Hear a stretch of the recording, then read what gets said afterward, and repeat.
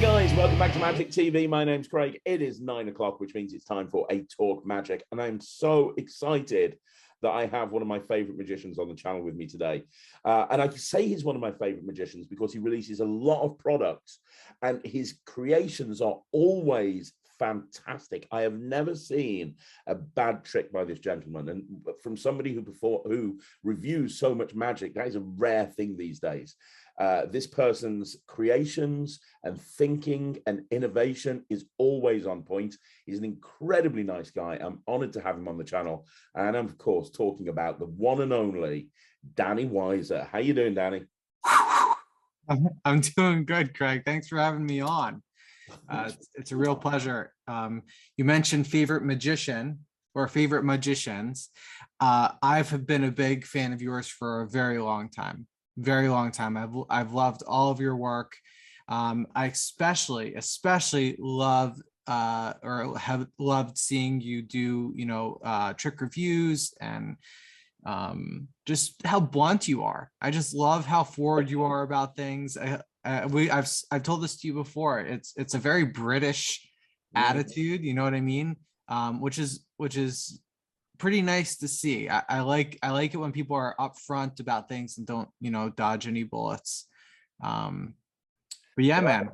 I appreciate that because me and Ryland have reviewed a lot of your stuff over the years, and it's always great. In fact, there is genuinely an argument when something comes out by you as to whether I'm going to perform it or Ryland's going to perform it. He normally wins. He normally gets his own way, but it's like we really like your material, and for you to say that, it means a lot. It really does.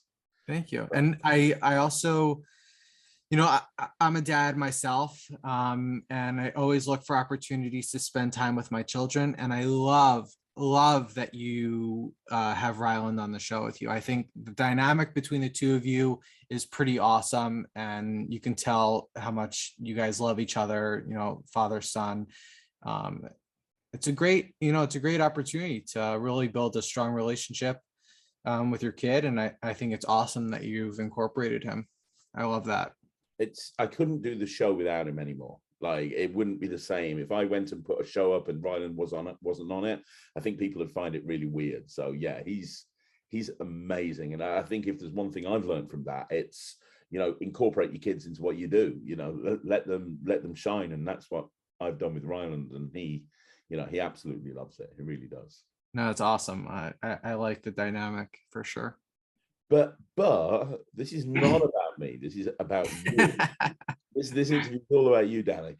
And like I said, genuinely, you're such a prolific inventor. And I want to talk about your creations, and I want to talk about everything. I mean, you've worked with just the fact that you've worked with one of my magical heroes, David Regal, who works with nobody. I mean, that shows you the level that you're at. I mean, it's just incredible. So I'm so glad to have you on the channel. And before we get into the tricks you've created and what you're doing and your various different stuff, I want to give people your origin story, if that's okay. And I want to talk a little bit about how you got into magic and how that all came about. So can I ask you the question, what is your origin story? How old were you? What got you into magic? Sure. Okay, so it all started. So I am the oldest of 3 children. I have a sister just under me, and then I have a brother just under her. And when my brother was born, we were about 6 years apart. So I was 6 at the time, obviously, when he was born. And when he was born, a part of like me being a big brother, again, I got this gift, and it was a magic set, which was my first magic set. Yeah. And that kind of like led the way to me like becoming a performer and wanting to get more into doing magic. My father's great grandfather was also like an old school like European dude who loved like doing tricks every now and then to his grandkids.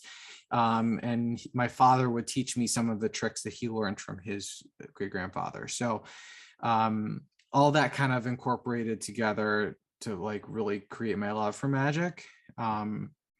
So I would say when I was 6, that initially started. my mom was always a big fan of magic. She loved David Copperfield. She loved Siegfried and Roy. So whenever there were specials on television, she would record them. Do you remember VHS tapes? I do indeed, yes. So my my mom would record all of these specials that they had on television on VHS tapes, and I think she even still has them, probably somewhere, you know, in her home. So she would record them all the time, because sometimes they were on late at night and I wasn't awake, being a young kid, to be able to watch them. So she would record them and I'd watch them the next day, and I would rewind them and rewatch them over and over and over. I was enthralled. I loved the spectacle. I loved the storytelling. I loved, like, just not knowing how things worked and me trying to figure out how things worked. Like, I just wanted to know. Then I would take books out of the library. By the way, the library is a great source. Like the public libraries, at least here in the US, I don't know what it's like there in the UK, Oh, but good in the UK as well, yeah. Public libraries are just like full of magic books, you know, just Marshall Brodine's magic books. Joshua Jay's got some magic books there. Yeah, the Mark Wilson magic book was also there. You know, the big, thick black book. Complete Course of Magic. Yeah. And there was another one, the Encyclopedia of Magic, which was also like a big book. It was like this white book. I have it somewhere in my library upstairs. But yeah, it was just like a handful of different things. And I think, and looking back at it now, as an adult, and having a career outside of magic as well, like one of the big draws to magic was like the creativity behind it, and in the ingenuity and the inventiveness of utilizing concepts to create illusion and like entertainment, and just everything combined was just like enticing to me. I don't know. I always got that thrill and love of just being, you know, the star of the show and being in front of a crowd. Like when I was a kid, I know I'm going off on a rant. Oh, this is good. No, go. When I was around 6 to 8 years old and I had this magic set, it was a Marshall Brodine magic kit. And what I would do is I would set up in our basement like a little stage. I had like this table that I would do like my Legos and stuff on it. I would flip it sideways so I can have a barrier between me and the audience. So I would make that my stage. I'm just bringing back so many memories. And like I would have it done. I would have it set up every Saturday, because we would be home on Saturday, and I perform for my family and my mom and my dad. And it was the same set over and over. It had the it was like a poor man's version of the peanut butter jelly trick. It was done with like a tomato can and some other thing. I think it was like a tomato can and like a clear plastic cup as the switch. Cups and balls. It was a whole show. I would put on a suit jacket, like a blazer. You remember a 6-year-old little kid doing this. Right. Yeah, I would say a lot of good and fun inspiration as a child that really kind of made me appreciate and enjoy performing and doing magic. Wow. I hope that summarized it. Yeah, absolutely. And you know, it's so cool to hear that. And as you went on, as you got older, so as you came 7, 8, 9, 10, and then into school and teenage years and so on, did you continue to do magic? Because a lot of the time I speak to people and they have this story of starting when they were younger, and then they go, oh, but then I found girls and I stepped back and I got into it when I was like 20 or something. Was it always a constant hobby with you throughout the following years? So just to kind of give a synopsis of my life. So when I turned 10, my parents decided that they wanted to end their marriage, and they got divorced, or well, they split and they got divorced when I was 13. So at that time, magic kind of took a little bit of a backseat. And then when my parents like officially split, I joined, or I got very much into magic because I needed some outlet to like kind of, you know, fill that void in my life. So I joined the Society of Young Magicians, which is like the small kid version of the Society of American Magicians. And I met this really great guy who I'm actually still in touch with, Arlen Solomon. He ran the SYM in Philadelphia, which is where I'm originally from. And there kind of like re-sparked my interest in wanting to pursue magic. And I met a lot of great people doing it. Arlen, again, I'm still in touch with him till this day. He's like, I want to say, I've known him for like 15, 20 years easily. So joining the SYM and finding like my own crew of magicians and friends to be a part of kind of like helped me get through that hard time in my life, you know, dealing with my parents splitting. And I got kicked out of high school, and I ended up moving out of Philadelphia to Baltimore, which is where I live now. And I want to say, if anything, magic kind of fell out of my life for a couple of years when I was a kid, but really went at it hard once my parents split. Like I bought a ton of props, and I had doves, I had rabbits. I used to perform these big shows. I had these big illusions. Yeah, I had like an John Gone origami. I had it was at the time like a knockoff spiker, but you know, like the Mark Kalin spiker. But I was a kid. Looking back now, if I had the money, I definitely would have bought like a legit spiker. But so yeah, I had like these big illusions, and I did a lot of like big shows too. And now we're getting into like the high school years, which man, another piece of my life where when my parents got divorced, I fell into like this like really bad cycle of eating very poorly. And I got to a weight that was 300 pounds, which I don't know what that is to stone, but is it 2 stone per pound? I don't know. I'm not 100% sure. I can't remember, but it's 150 kilograms, right? If you go in kilograms, it's pretty high. So I was around 300 pounds, and that was at my highest point. And then when I turned 15, I said, like, this is not what I want for my life, and I lost 150 pounds. Wow. Yeah, in one fell swoop. So I've managed to keep it off over the years. I've gained, 20 pounds here and there, but as a dad, I don't really care too much anymore. I'm still very on top of my health, and I exercise every day, and I eat relatively well. So like at that point, like where I started being like, I don't want to be this heavy, is when I started reintegrating magic back, because I needed an outlet to express myself and feel comfortable in my own skin, kind of make a name for myself, because I moved out of Philadelphia to Baltimore, starting my own life without my family.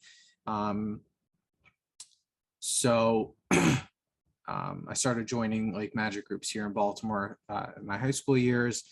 Then after high school, I spent 2 years in Israel. I'm Jewish. And part of like the Jewish culture is you spend some time in Israel, learning the culture there. So I spent 2 years there. While I was in Israel, I pretty much did just like card magic and coins, because I didn't have my big show stuff. I performed like a concert there for a little bit. And then I came back to the US, and I started getting back into big shows again. So I would do, and this is before I started university, like before I started college. I was getting into big shows again. I performed in colleges. I performed for AT&T, which is a big phone company. Performed for Verizon Wireless. I've performed for Bayada Home Healthcare, which is like a huge like home healthcare. They do like a big thing each year for their the people that work for the company. So they've hired me. But a big thing was like the college circuit. So I did a lot of college shows. Then I met my wife and all that changed. I sold all of my equipment. I just didn't have a good balance there. I started college, started really taking my life more seriously. Not that performing magic isn't taking life seriously, but I wanted more of a career for myself. So I didn't want to leave magic completely. I kind of channeled my focus to being more creative, of creating magic. So whenever I felt creative, I would just, write down an idea for a trick or a plot or a method or something. Look back at it every now and then. And my first trick that I ever produced was with Big Blind Media. Owen Packard took my first trick, which Owen is freaking awesome. I don't know if you've come across Owen, but he's like the rock star of magic. He really is. He's brilliant. And what was your first trick? Oh man, upgrade. It's upgrade. Yeah, it was called Upgrade. Cool. You could probably find it on YouTube. I don't have the gimmick here with me. But basically it was a gimmick that allowed you to change one card visually to another card while the spectator was holding it. Oh wow, that's very cool. Yeah, it was cool. So yeah, that was my first release. How did that come about? I mean, did you contact Big Blind Media? Because when did you get to the point, I suppose I'm asking, was it a conscious decision? I'm going to start releasing magic to magicians, or was it happenstance that like Owen saw you and was like, oh man, I want to put that out? How did that whole thing come about? Yeah, so when I first started creating magic, or at least starting to like show interest in wanting to produce and put out magic, was probably when I was maybe 17 or 18 years old. I'm 31 now, if you want to do any math. But like all new creators, the first set of tricks just is crap. When you like, it's like, oh my gosh, this is such a good idea for a trick, but it's like you're just changing a stick of green bubble gum to a stick of blue bubble gum. You know what I mean? Like, to me now, looking back, those were crappy ideas. And I would pitch those to companies, and like Theory 11 was really big at the time to me. Illusionist was also really big at the time to me. And as I started like teaching myself more about the magic companies that were out there, I came across Big Blind Media and reached out to Owen, and he's like, yeah, man, I love this idea. When can you come out to England? So that was Upgrade. And there was another project that we had in the works, but it never came to fruition just because the gimmicks were a little too difficult to make. But at that point, like, I want to say when I started reaching my 20s, that was when my magic ideas had gotten better. Methods were a lot more unique. Plots were definitely unique. I was also integrating myself with other magicians, other creators in the community, and reaching out to them and collaborating with them and talking through ideas. One of the first people that I actually got in contact with as a magic creator was Edward Boswell. Do you remember him? He put out Rapture with Theory 11. Super nice guy. He and I would literally jam almost every night. Like, I would be up until 2-3 o'clock in the morning just talking to him about magic and sharing ideas, and he's sharing ideas with me. Really solid guy. And then Chris Wheel joined in on our little group. So Chris was, he would also jump in. We would also go through a couple of ideas. it's funny. One of the ideas that Chris and I had messed around with, we challenged each other to come up with a method for a trick. I put it out with Shin Lim. It was triage, which is the four torn corners of a playing card. You toss it in the air, it becomes one trick. It becomes one card. Chris came out with a version called Ripped, or where you basically rip a card into a million different pieces, and you can take the pieces, wave it, and it becomes a solid card. Two very different methods, two very different visuals, but the concept or the plot was obviously the same. Sorry if you keep hearing a beep. I'm turning on the space heater down here. It gets a little chilly sometimes, but then it gets too hot when it's on for too long. So yeah, right. So so collaborating with magicians and finding my own little niche and just people to like trust, like obviously it's very hard to find people in the community that you can trust in, especially when we're all like meeting digitally, so linked up with Edward, linked up with Chris, and at that point I've already like had some credibility because I had put out that trick with Big Blind Media. My next trick after that was Skyline that I put out with Blue Crown. Okay, yep. That was a tournament. Yeah, really nice guy, really nice team of people. I don't think they are anymore, but they're really nice to work with. They were based out of New York at the time.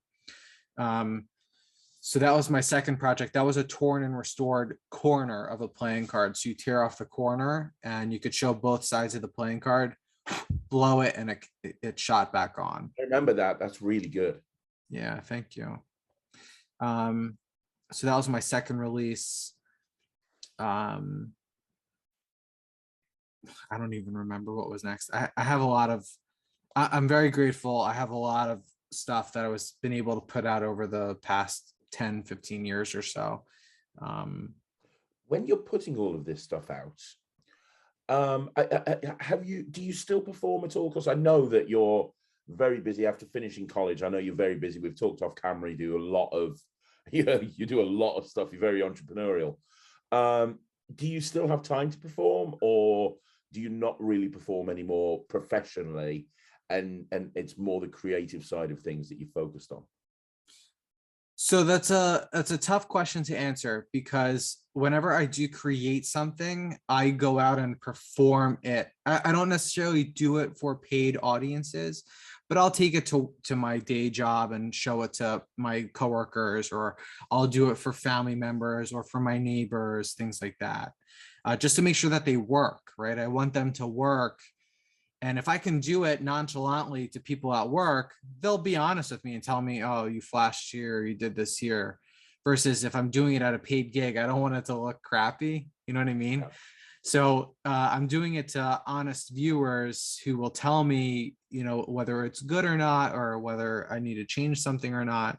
And they're fresh eyes and they're not magicians. So to say that I perform professionally, the answer would be yes and no.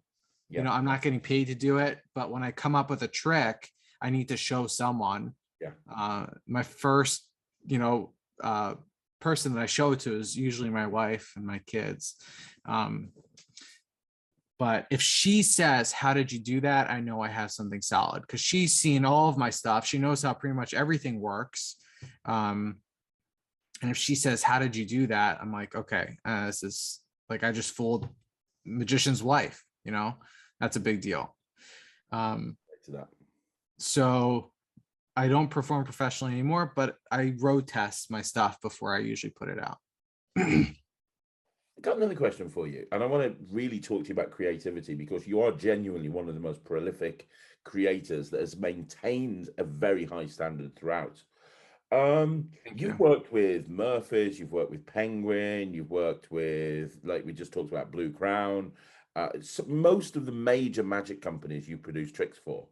I suppose the first question I've got for you is, how do you pick which company to go to?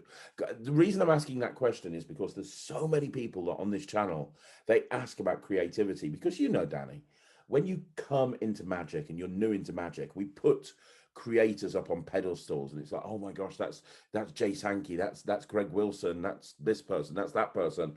And very early on, when you get into magic, you want to be a creator, and it's a real goal for a lot of people. I want to have my own product. I want to have my own thing out there with my own name on it. And one of the questions that I get asked an awful lot from people like that is, how do I pick which company to go to? How do I approach them? How do I get them interested in my stuff?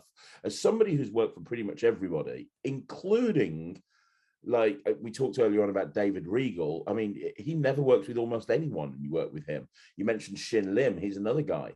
Like, you work with almost everybody. How have you gone through that process of approaching these people? Or is it the fact that you've got to a point now where people just know your name and they'll go, yeah, I'll take your stuff? Like, what, any advice on this and how you've done it? First of all, excellent question. I've done quite a few interviews and I've never ever been asked that question. How do I pick the companies that I want to work with? It's also a tough question, because I would say whenever I put a trick out or have put tricks out, it's been at different points in my life, right? So for instance, Upgrade that I put out with Big Blind Media, Owen immediately took interest in it. Like, he's like, this is a solid idea. It's a unique gimmick. I really like it. He also didn't waste any time in responding to me. And he showed to me the quality of person and the quality of the company, right? If he's answering me back, the owner of the company is answering me back in like less than an hour, like that's a huge selling point for me. So as we spoke before, I myself am a photographer and I own a photography business in addition to a lot of other things that I do.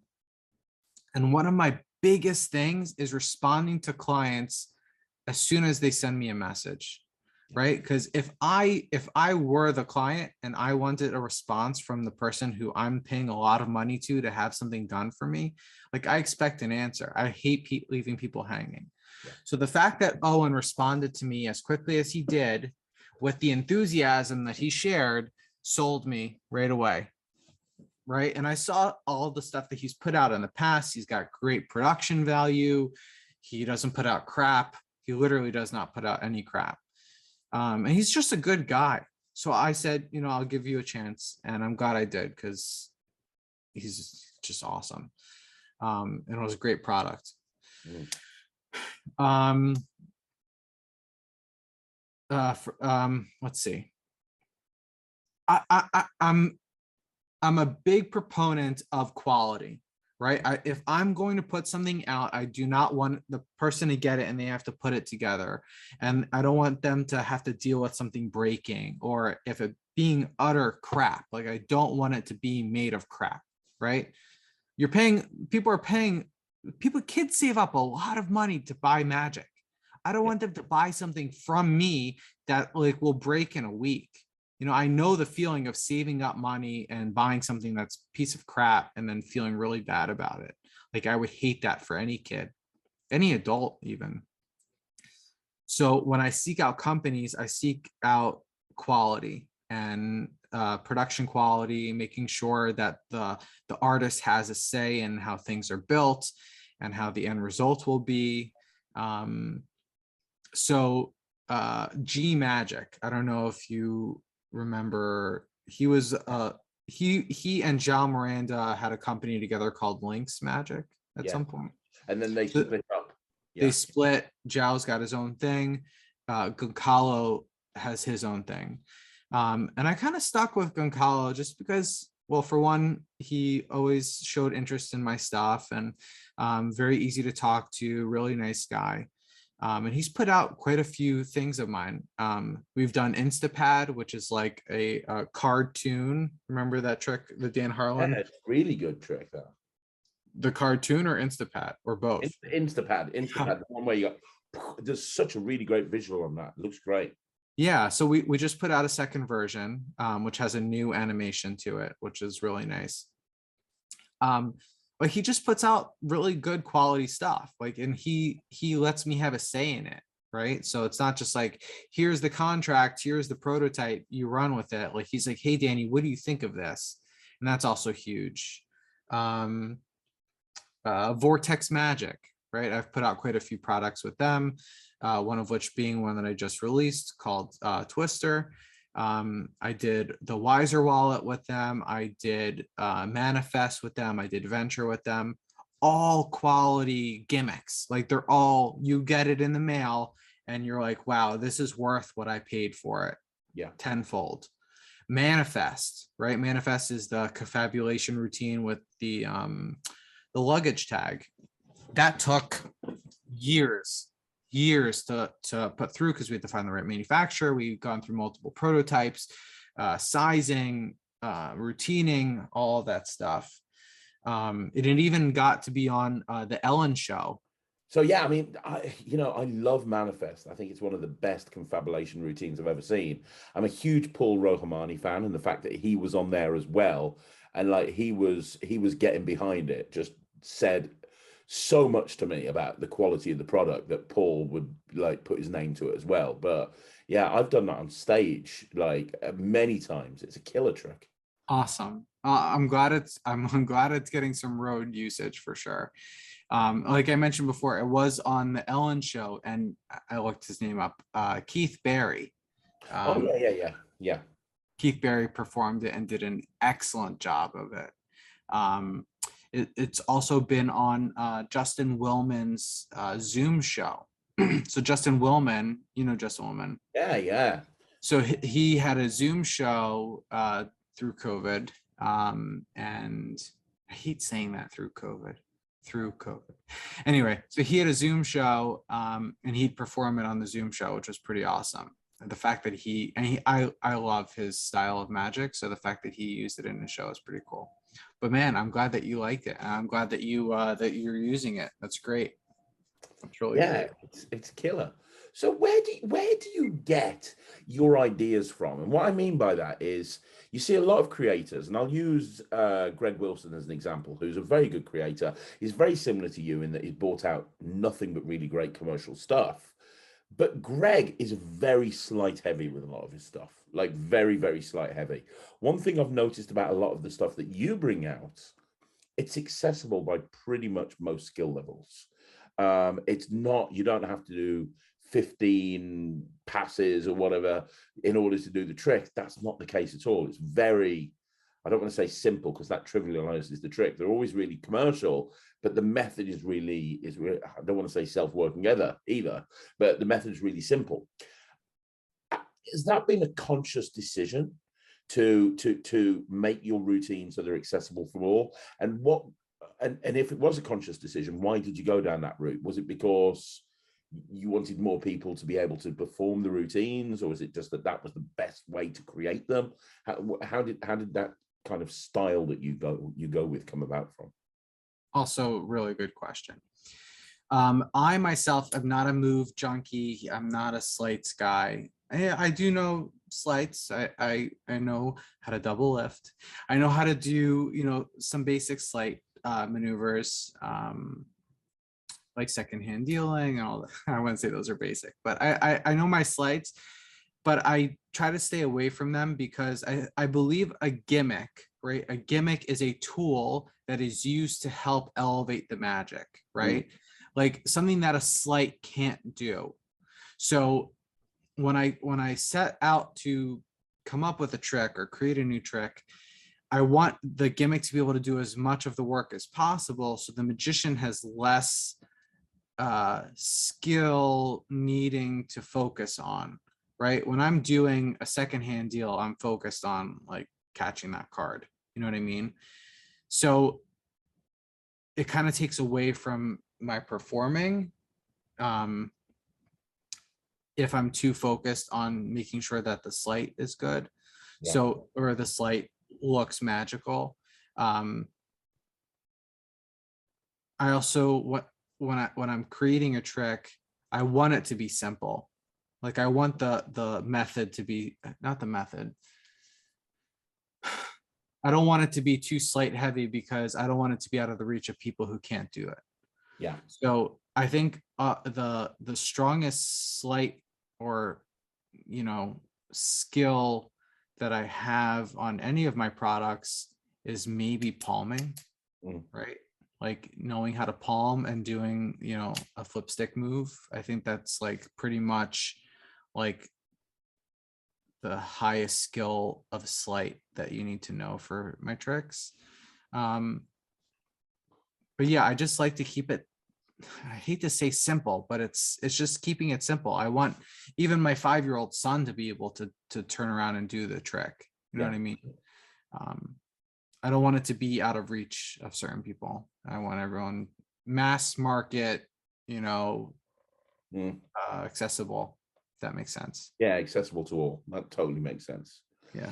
And how does your creative process look, Danny? Because one thing I've noticed about your creations is you see a lot of people and they just do card tricks or they just do coin tricks. A lot of your material is very unique. And what I mean by that is, let's turn a pen into a shape it into a balloon dog. Let's take a pen and snap it onto the wrist and pull it off and turn it into a pen. Let's do, all of this stuff, let's pull a visual object out of a pad. It's very unique ideas. Some creators, myself included in this, to be perfectly honest, they'll take an existing plot and just come up with their own version. So, you look at something like Keymaster, which I know you like. It's my application of Holy Moly by Jay Sankey, but with keys. You look at a lot of people, at the moment, everyone's bringing out an any card at any number. Well, all that is that's just a variation. It's the same trick. It's the same plot. There's no difference. It's just their method. They've created a method for an existing plot, while you're really thinking outside of the box. And you're like, well, no, let's not do this trick that everyone's done. Let's turn a pen into a dog. It's like, what? Where? So that's an entire level of creativity that we don't see in the industry very often. We really don't. As somebody who looks at so many new routines, that's a very rare thing to see. So how does that come about? I mean, how come you kind of operate at that level? Do you have ideas for existing plots, but you just go, no, that's not got the Danny Weiser touch, I'm going to throw that away? Or do you specifically look for ideas that are outside of the box? So I'm sure other creators can say the same thing. I'm sure other creators can say the same thing.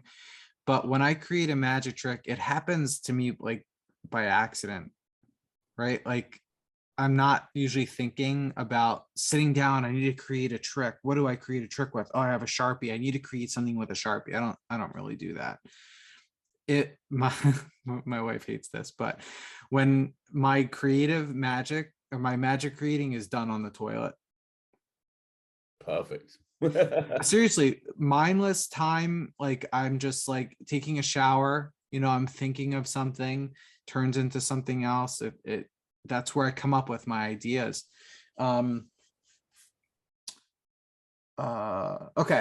Do you remember there was a trick that I put out with Roddy McGee? And he's another creator that I really look up to from like a thinking out of the box perspective. He and I put out a trick called Attire, which was 2 Sharpie markers that are printed on a shirt, right? Like those graphic tees you would see in like a Walmart or a Target, or I don't know what kind of Walmart type store you have in the UK. But like it looks like a pocket, right? Like it's on the shirt, printed on the shirt. So I wanted to be able to like have that printed on the shirt, reach over and it become real. I'm very into like the cartoon-esque type of like anything can happen on a cartoon, right? Like that's what I want to be able to do in real life, is like anything that I do, I can, like if I had magical powers, I'd be able to pull your head out of the screen and shake it. You know what I mean? Like that'd be awesome. Like yeah, that'd be odd. but it would, you know what I mean? I just like the cartoony aspect of creating. But I also like the basic generic plots. You know, you mentioned moving whole. Love your moving whole key effects. But I put out a trick about 4 years ago. Was it 4? Maybe 3 years ago, called hybrid, which is where you borrow a dollar bill, you punch a hole in it, move the hole from one side of the dollar bill to the other, you flick it, it jumps back. You then rub your finger over it and it seals and heals itself. You can hand that back to the spectator. Borrowed bill, you know, that was actually a method that I had came up with for a different trick. And then Dan White, you know, Dan White is. Oh yeah. So Dan White put me up to like, hey, let's apply this to like a borrowed bill. So I, you know, racked my brain. How could I do this? But with that's taking a generic, you know, moving whole, which is also cartoony, right? The plot is very cartoony, like Wile E. Coyote being able to move a hole and moving it over here and jumping in, you know, like a black hole type of deal. And applying it to like an everyday type object, something that could be borrowed, something even more impossible. Dan's idea actually was for you to take a match and burn a hole in the bill with a match, like a lit match. For one, didn't work because it lit the bill on fire. But two,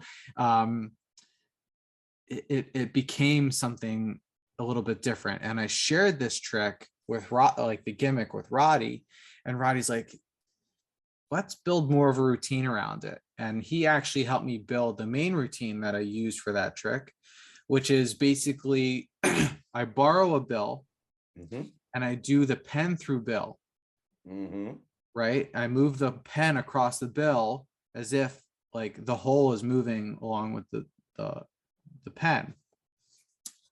You take the pen back, you pull it out of the bill's unharmed. And you ask the spectator, would you like to learn how that's done? Right?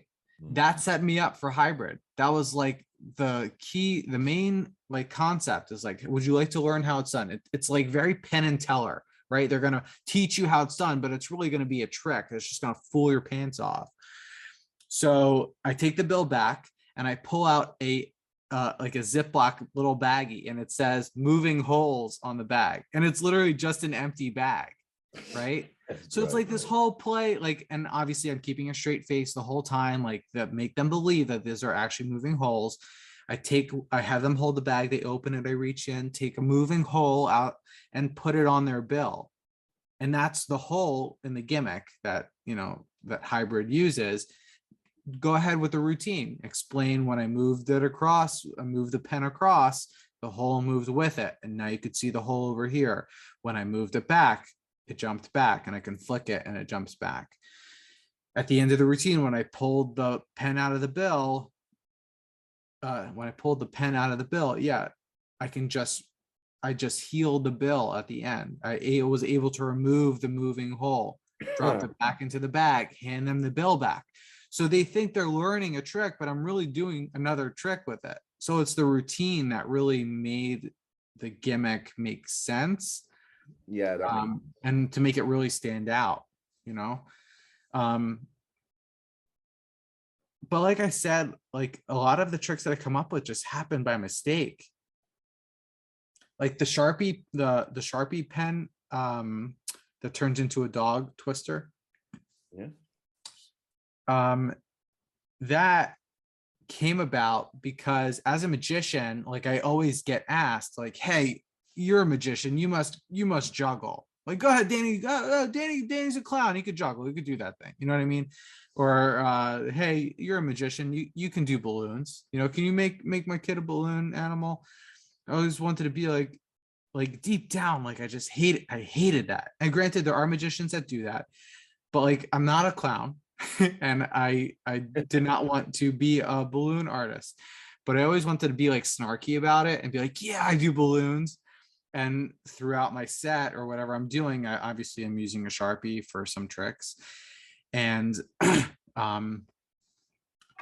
throughout the routine or throughout my sets, like I would pick up the Sharpie, be like, does that look off to you? And like I would just wiggle it and make it look like it's rubbery, right? Put it down, do another trick, use the Sharpie for something else, be like, man, this just feels like weak to me. You know, it's like all rubbery. That's setting me up for my final trick, which is turning the Sharpie into a balloon dog. Because a balloon dog is rubbery, but once it's become the final element of balloon dog, it becomes hard again, like a Sharpie marker would. So that whole concept of I'm not a clown, I don't do balloons, but I am a magician and I do use a Sharpie, kind of blended those two worlds together. So like my snarky cynicism and me being a magician using a Sharpie marker, that kind of blended the two. And plus a Sharpie, if you think about it, looks like a straight like snake type of balloon, the long balloon that you would make balloon animals out of. So that kind of just set me up right there for it. Well, what advice would you give somebody who wants to become a creator? You know, they've got ideas. They think they're good. They've tested them in the real world. What advice would you give somebody, both from a creativity point of view, creating the trick, and also from a marketing point of view? If somebody's watching this and they want to be the next Danny Weiser in a very succinct way, is there anything that you can offer them from advice that might help them to be able to achieve that? Don't turn around, run away. Don't do it. I'm joking. If that's a route that you'd like to go, I'd recommend, and I mentioned this before at the beginning of this interview, find a group of, I wouldn't say a large group, but like a couple of magicians that you like really trust and you know really well. For one, that they won't rip you off. Two, will be honest with you. And three, are smart and will help you develop it further. Don't rush to market. Let it simmer, because if you let it simmer, you know, you don't eat chili. You ever have a pot of chili that you cooked in like 5 minutes? It tastes like crap. But if you have a pot of chili that you've been cooking for like 4 hours and you just let it simmer and boil, taste, smells just illuminating, right? You eat it and it's just perfect. So like let your ideas simmer and grow, because the more time that you let it pass and the more you work on it, the better it gets, the more mature it feels. It's very often that I get Facebook messages or Instagram messages from young magicians. Hey, can you look at this? Very oftentimes I'll say, as much as I would love to, I won't look at it, because if it's a conflict, if I have the same idea, I don't want you to think that I took it from you. So that's one thing. Second thing is, I usually ask them, when did you create this? Right? Oh, you created it last week. I say, I would like to see it in 4 or 5 years. You know, like in 4 or 5 years time, just like any new business, right? It takes 4 to 5 years to be really successful. I think that same thing applies to creating magic. When you come up with a trick, or you come up with an idea, or you come up with a method, let it take its time, because it's going to become something different. You see version 2s, version 3s, version 4s, version 5s on the magic market, is because that same idea has grown over the years, but these creators are just too quick to release them. You know, gotta let it simmer. Gotta let it simmer. So I would rather wait and let something mature than put it out prematurely, and then look at it years later and be like, oh, I wish I did this instead. Granted, it's an opportunity to put something else out, but it's just, it kind of cheapens it, because like, why didn't you do that in the first place? Yeah. You know? Yeah, exactly. I don't know. It's hard to explain like what to compare it to. I know exactly what you're saying. I really do.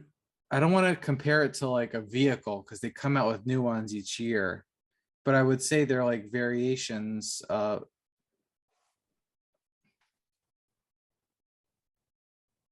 Here's a good example.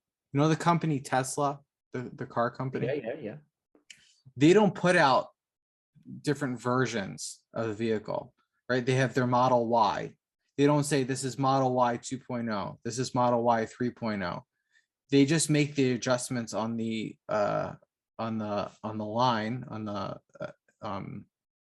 the build line, or whatever you want to call it, the conveyor belt. Yeah. They just make the changes right then and there. They just pump it out. They don't announce it. They don't say, oh, we're putting on a new headlight. If it makes the product better, then yeah, they just put it out. They don't make a whole big deal about it. So I think like when you create a magic trick, it should go down a conveyor belt and you're just adding things, and then put it out. You know what I mean? Yeah. Don't like make a stink about it, put it out. Oh, let me change this and put a different word here.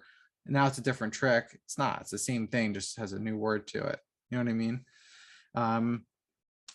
Now there are magicians, very popular magicians, that put tricks out that are the same trick, just use a different card. You know what I mean? Every couple of years, because they're kind of maximizing on the new magicians that are coming on the scene every couple of years. You know, the 5-year-olds now are going to be 10 in 5 years. They'll be new to magic, and I can resell this project as a new project to them. I don't want to name any names, but there are a few magicians out there. It's smart. It's a smart marketing play because it was a successful trick, and it still is a very good trick. They're just repackaging it to be something brand new. Yeah. Which does happen quite often. But I personally don't believe in that. I would not want that for my tricks. Granted, we did just put out an Instapad 2.0, but it definitely needed a facelift because the original one was very simple, and we listened to our audience and listened to the magicians. They wanted something a little bit more animated, which is what we ended up doing for 2.0. But I think that's literally the only 2.0 trick that I've ever put out.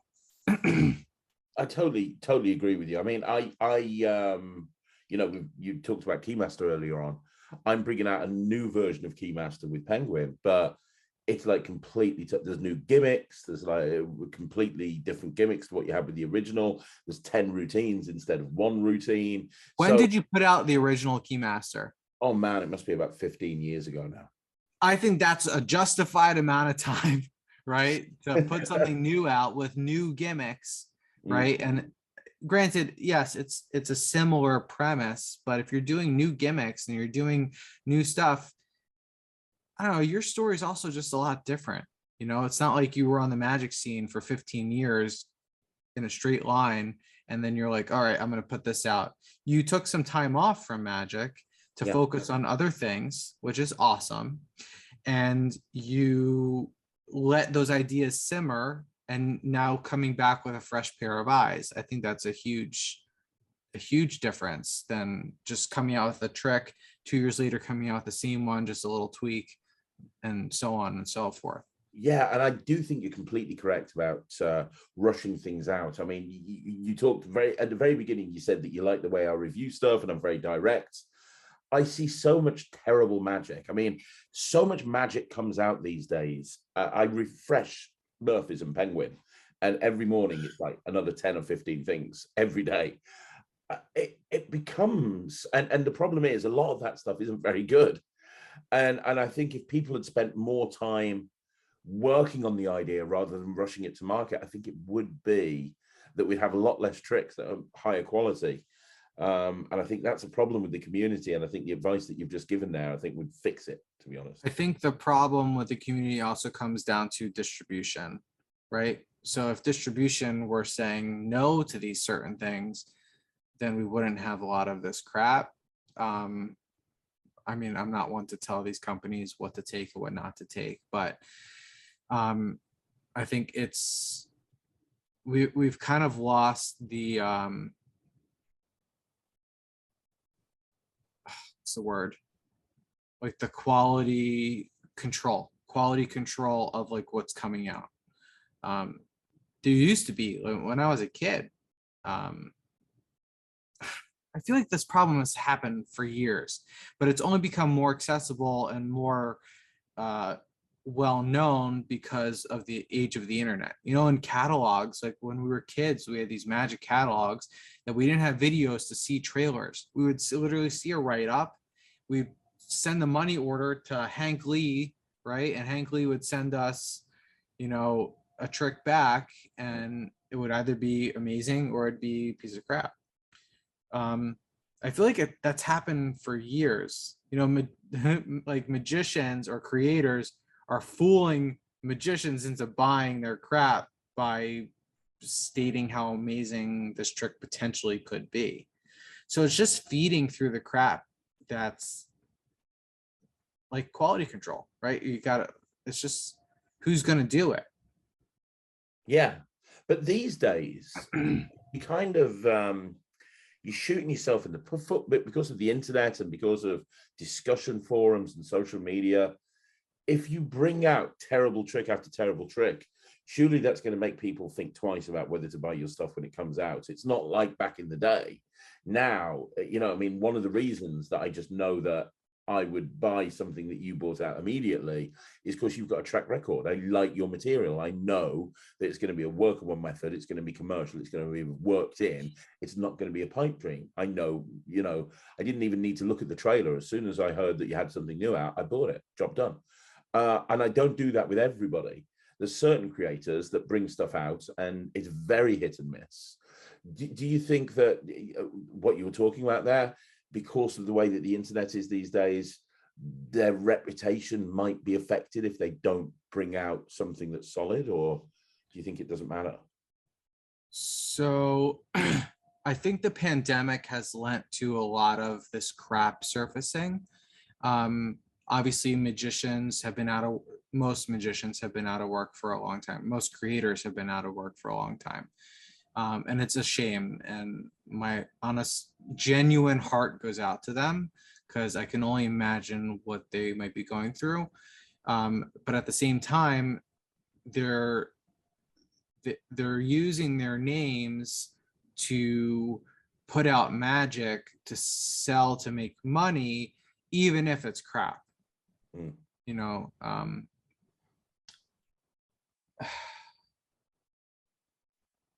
there are some names in magic that I would buy their stuff in a heartbeat because I know, for one, they only put out one trick every couple of years.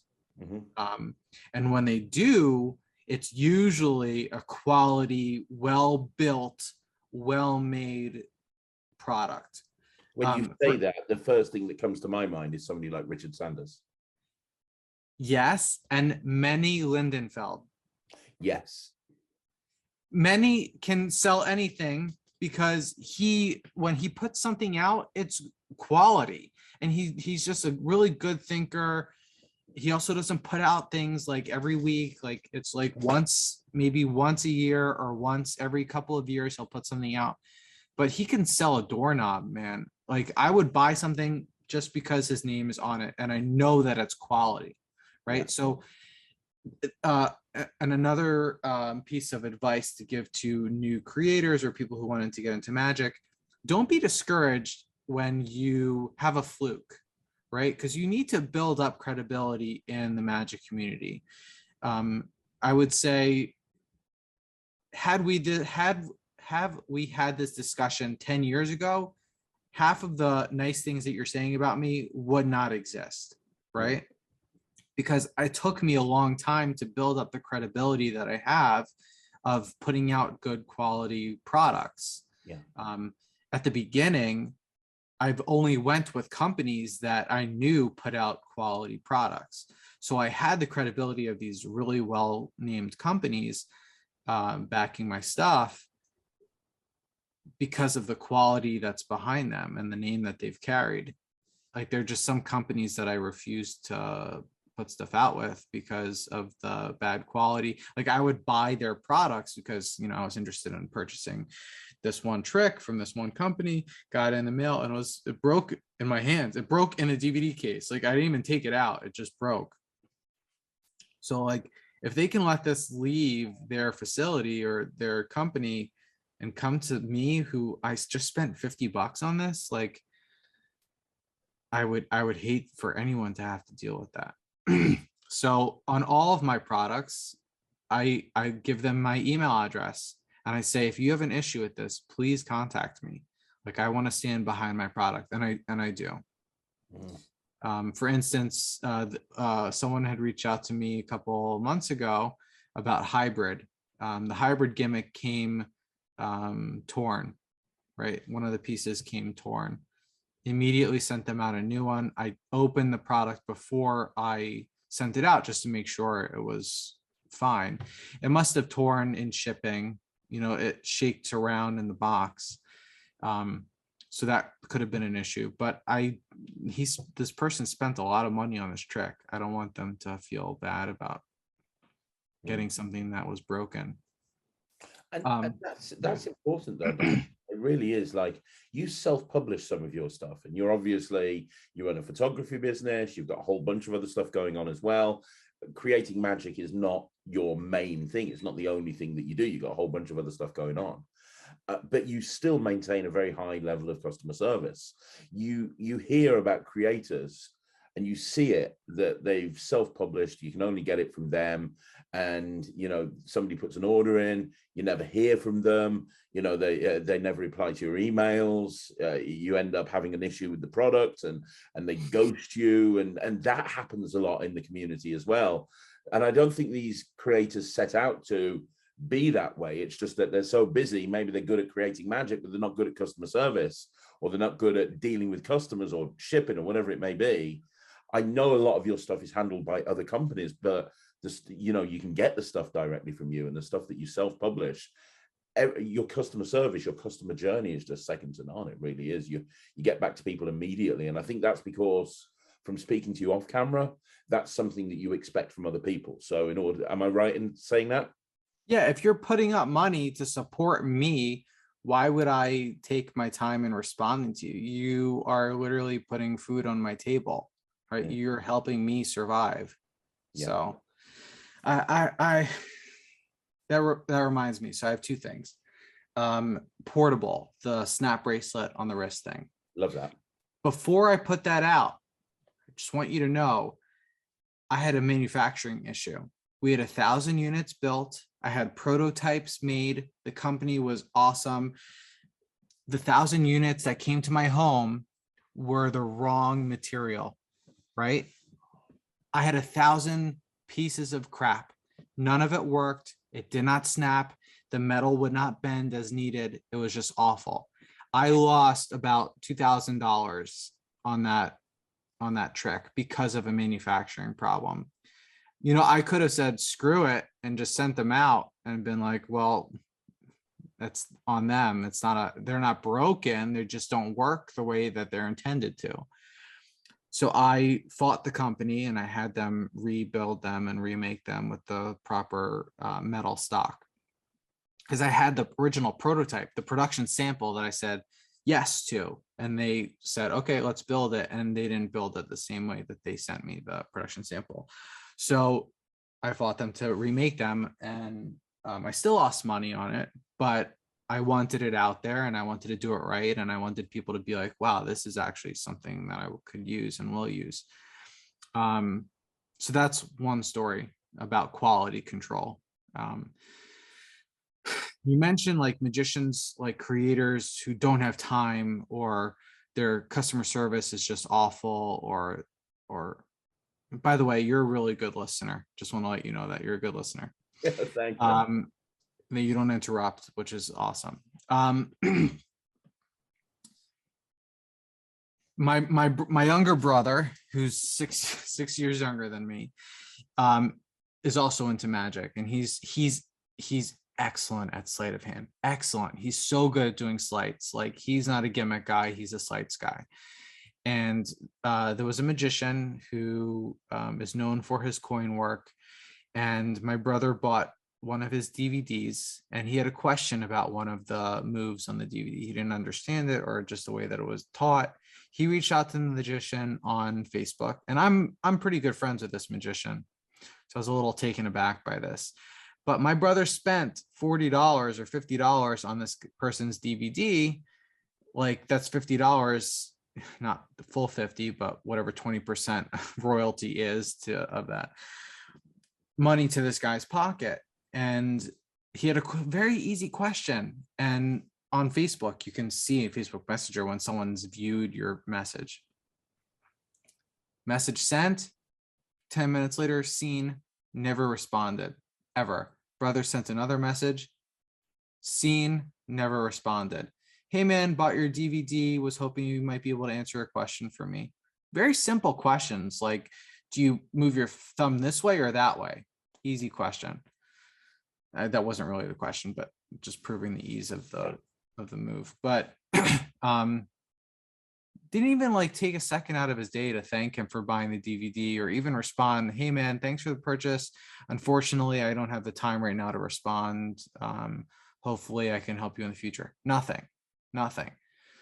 So that kind of turned me off. Like, for one, that magician, and two, like, I would never want someone to feel that way. So I try to respond to people as quickly as I can when a message comes in. It's good. It's absolutely the way to be. And you know, it's why you got such a great reputation. It's why so many companies want to work with you. You know, we've talked about you put stuff out with so many different people.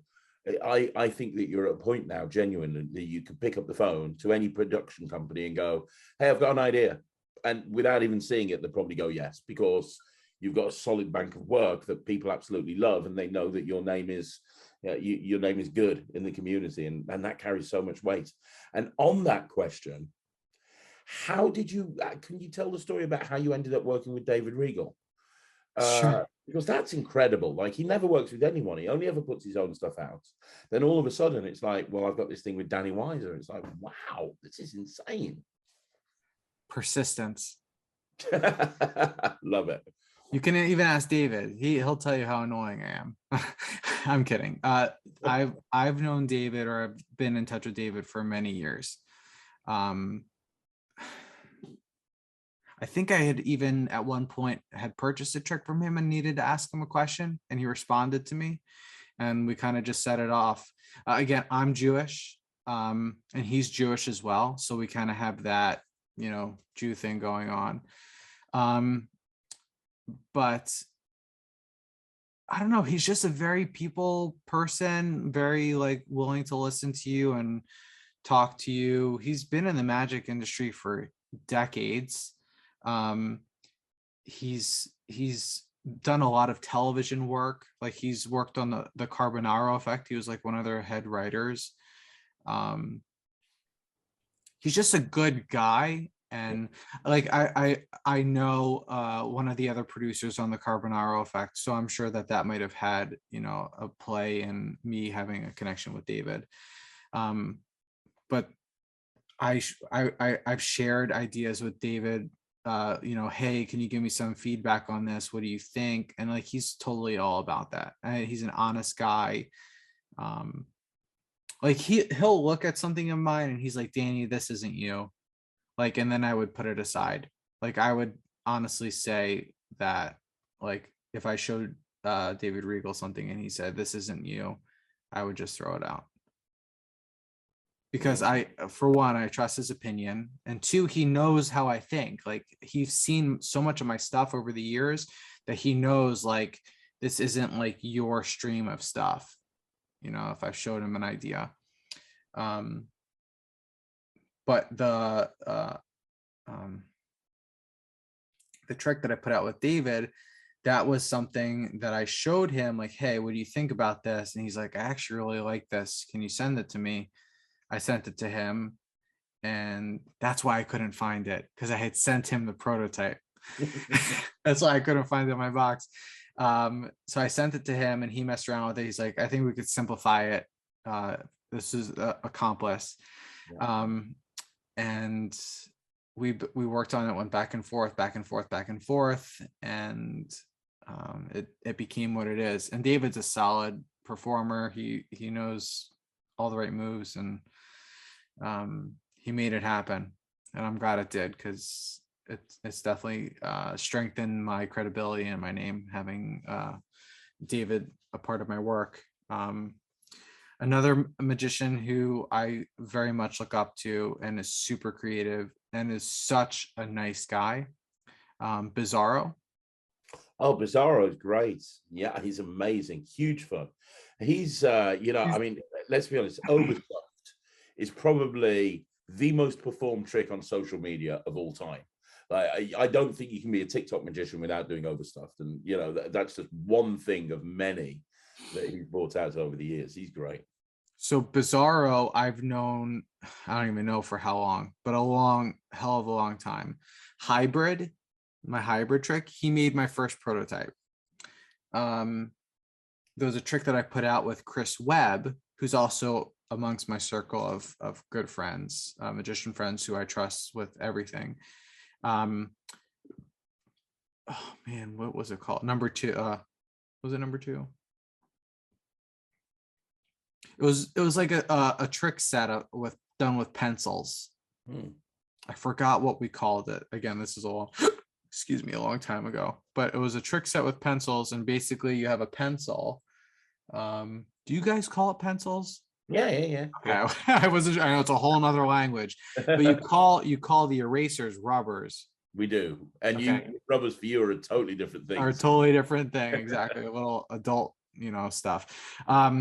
So it's basically, and Bizarro actually built the prototype for this too. You have a pencil, and you take the metal part of the rubber and you move it down to the pencil to give yourself more eraser.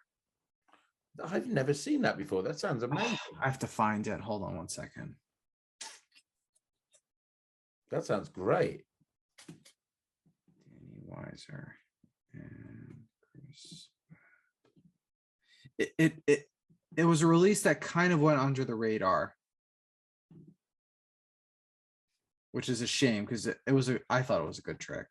Yeah. It's called To the Point. To the Point by Danny Weiser and Chris Webb. Is that still available? It is. Yeah. I even still have quite a few. I have maybe like 20 units myself. Wow. But it could be done with a borrowed pencil. It could be, so the original was that you could take the eraser, slide it, the metal piece of the eraser, slide it down to give yourself more eraser, and then you shake it and it goes back to normal. You can hand the pencil out. But what Chris wanted to do, we collaborated on this, is you can slide the metal piece down and then you wave it and it slides down on its own to the middle of the pencil. Okay. You wave it again and it becomes the full eraser and a little bit of pencil. You wave it again and it moves back up. Again, I don't remember. This is a long time ago. But Bizarro helped me build that prototype. Bizarro is very artistic. And he's very good at like painting things. Oh, do you remember my trick Morio? Oh, Morio's great. Yeah, I love Morio. Okay, so another out of the box type of trick, but he actually made me the original prototype of Morio. Like, he handmade out of clay the Oreo gimmick. Wow. And he painted it and man, he's built a lot of cool stuff for me. Yeah, Morio's awesome. Yeah. So Bizarro was a big help with the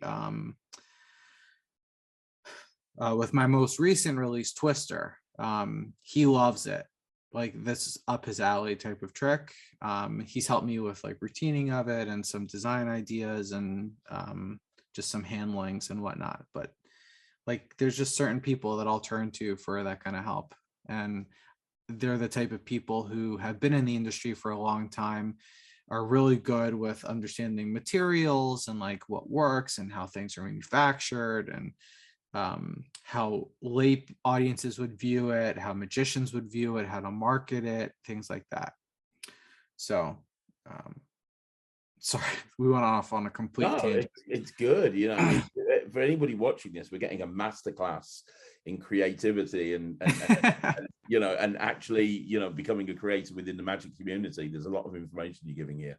I would say another tip to young magicians or to young creators, collaboration. And I'm sure you can understand that, but collaboration is huge, right? There's only so much that you can come up with in your own head, but if once you share it with someone else with a fresh pair of eyes, they can take it in a whole new direction, make it 10 times better. And I've done that multiple times. Almost all of my tricks I've collaborated on with someone who's helped me elevate it to become even better.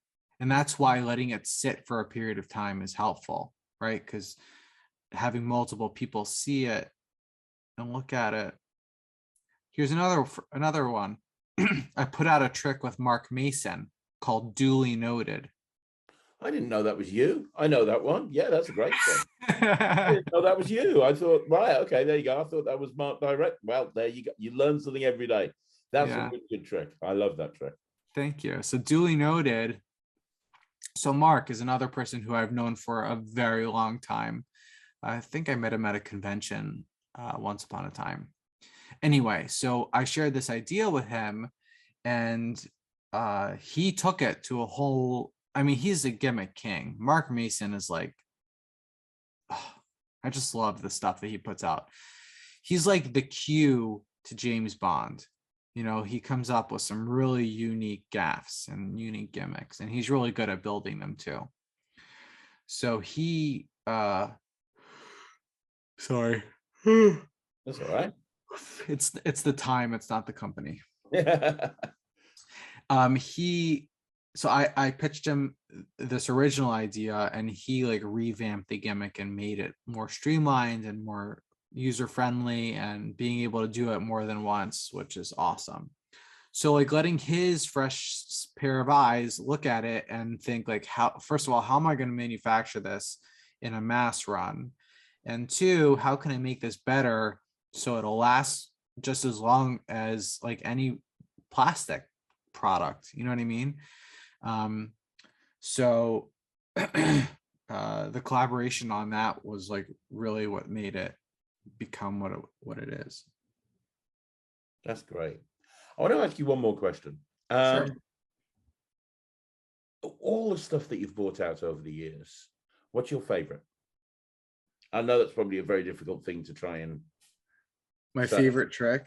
Yeah. Let's see. I know I have a couple for sure. Okay.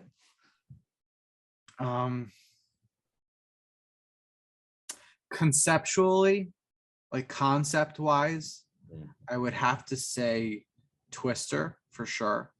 It's my newer one. But it's the one that I'm probably the most proud of because of how unique it is in concept. Method, I also really liked Morio too. Morio was a really like visual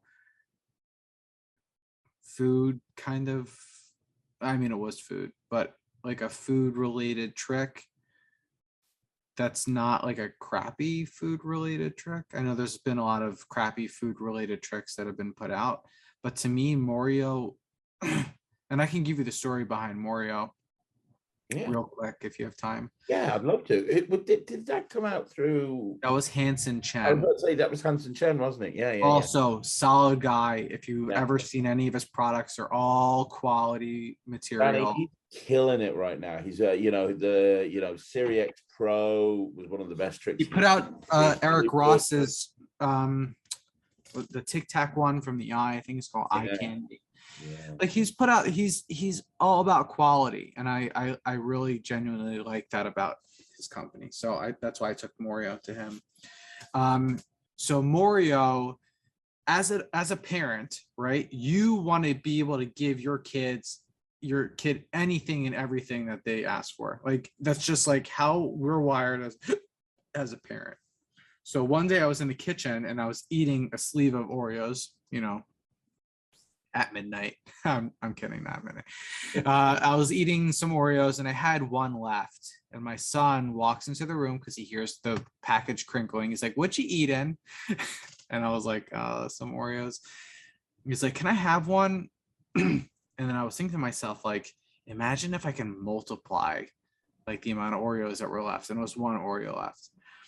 So I held it in my hand. I was like, if I could only stretch this, like, and give myself a little bit more, that would be awesome. And I broke it in half. I shared the last Oreo with him. But like, imagine if I can stretch it and just give myself a little bit more and give him just the other half, then I walked away a winner as a dad, as well as being a winner of having a bigger piece of cookie. So that's where that came from. It's like, I wanted to have just a little bit more. And that's what I had originally named it, a little bit more. And then we switched it to Morio because it just rang better. But that's also like a favorite trick of mine. And the quality of the gimmick is just awesome. Like, it looks like a real cookie gimmick. Really nice packaging. I would say method wise, my favorite trick method wise is hybrid. The moving hole on borrowed dollar bill. Yeah. Like, I sat on that. Oh, also method wise, I really like outnumbered. I don't know if you saw that trick. That's something that I put out with Matthew Wright. Oh my God, I love this. Is this the one with the little square that you, oh my God, I do that all the time. Again, I didn't realize that was you. I love that. That is just up my street. I'm actually doing a video at the moment of like the best. It's on a video of one of the best tricks of all time that's coming out soon. I love that trick. Yes. Oh, and so I feel like I should just go through the list of tricks and you'll be like, oh my gosh, that was you.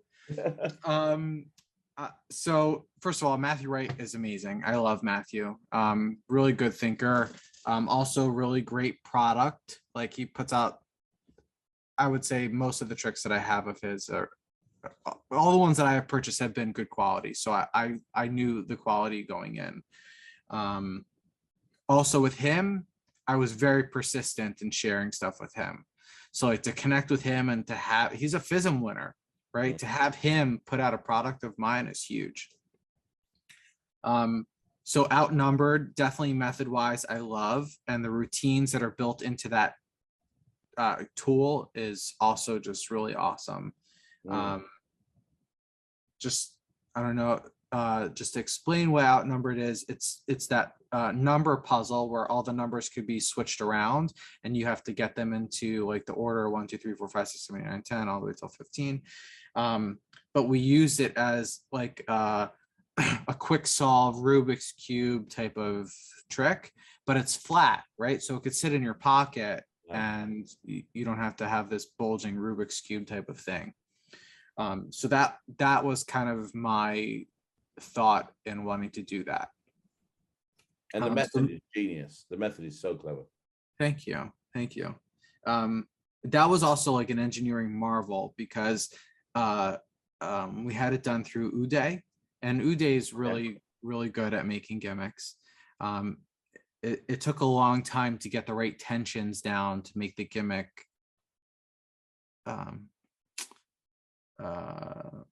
examinable, right? We wanted it to be able, the spectator can handle it and do what needs to be done without, giving the method away. So method wise, outnumbered, hybrid's definitely up there. Hybrid would be like my top. Method wise, my favorite.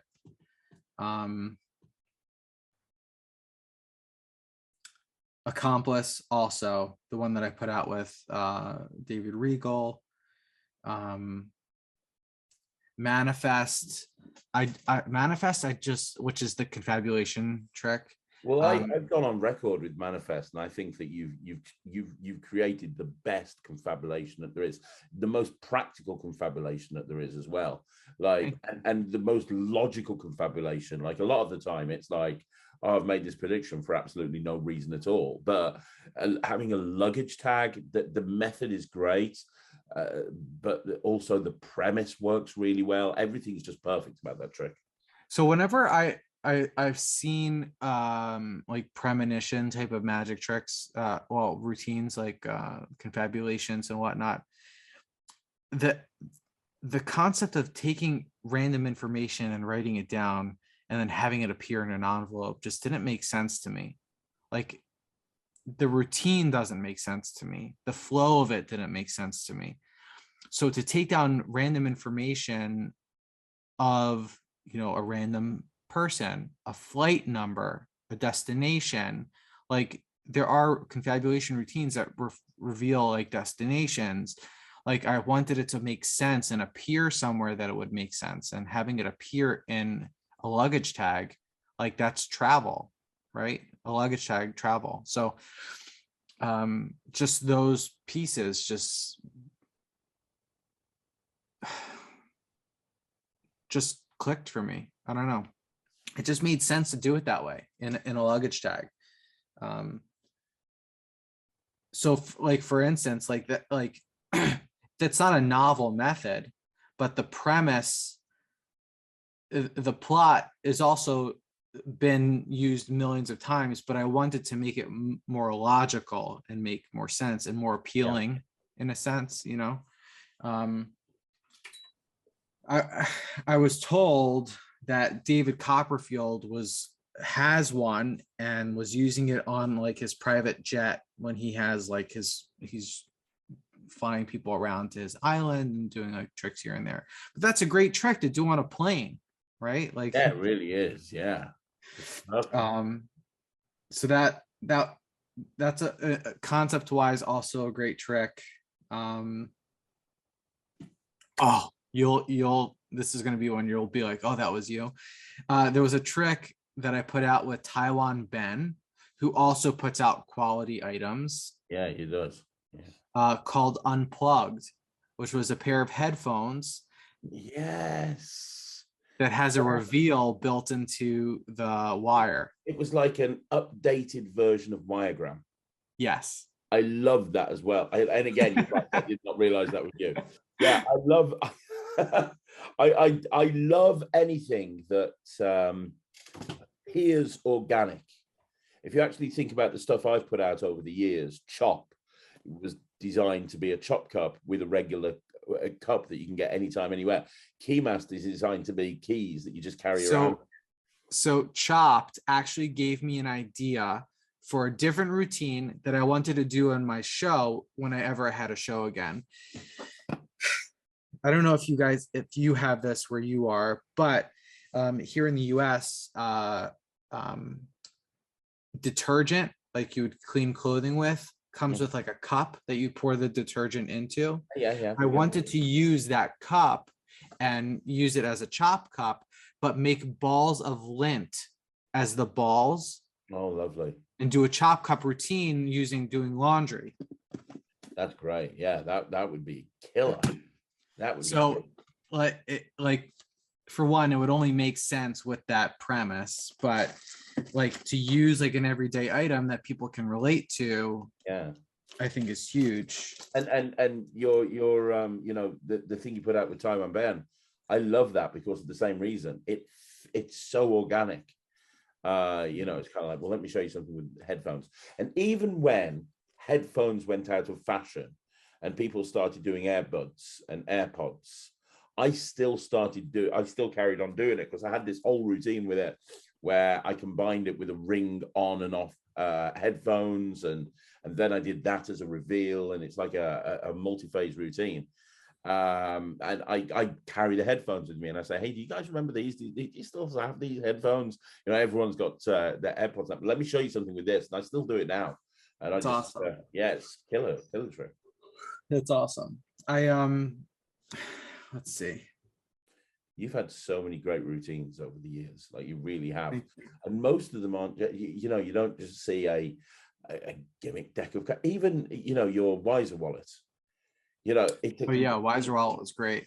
Yeah, it's a completely different take on a card to wallet. It's not like a traditional card. You've got that super visual moment, which looks, Well, we used it as a non-flipped Himber wallet, like that style, right? Like you can do either a visual appearance, a visual change, or you can do it on the down low. So you just close the wallet, boom, it's changed and it's locked in place. I also wanted it to be like affordable. So you're not spending $100 on a new wallet that you're spending, I think it was like $35 or $40 on a wallet that can have multiple purposes and multiple uses. And also has like a visual factor, you know. Another trick that I'm super proud of, and this is also like when I was a kid, like I had this all the time, but it was a trick called Wonder Pop, where I know it. Yeah, the bubble thing, and yeah, that's great. Yeah. So And I wanted to make yeah, that moment. Yeah, you turn it into a lollipop. You can hand that out, yeah, it's right? great. I wanted to take that moment of catching the bubble. Like you can't just hand the bubble to them. Like it doesn't make any sense. But like that bubble reminded me of like the top of a lollipop. Imagine going into your pocket and pulling out a stick, putting the stick in there. You can put a stick, keep 30 sticks in your pocket. It doesn't take up much space. Put a stick in there, you wave it, turn into a lollipop, and now you have a whole purpose of creating something, right? You've created something from nothing. So that's a whole routine in and of itself. Also super easy to do. Like if you had a magic set when you were a kid, you probably had this gimmick in it. You know what I mean? Like the initial bubble, the bubble container in it, plus the glass bubble or the plastic bubble. So yeah, that's actually one of my favorite tricks, is Wonder Pop. Yeah, well, it's one that plays big, so you could do it in a show. You know, I know kids entertainers that open their show by doing that and giving the lolly to the birthday kid before they go into the actual show, and they do that at an opening routine. So with the same idea as using lollipops, I put out a trick, a very small run with Roddy McGee called Lollipop. Okay, I never heard of See that? You never heard of it? So I don't know if you know like the story about lollipops or anything, but do you don't know how they're made, right? Oh, no idea.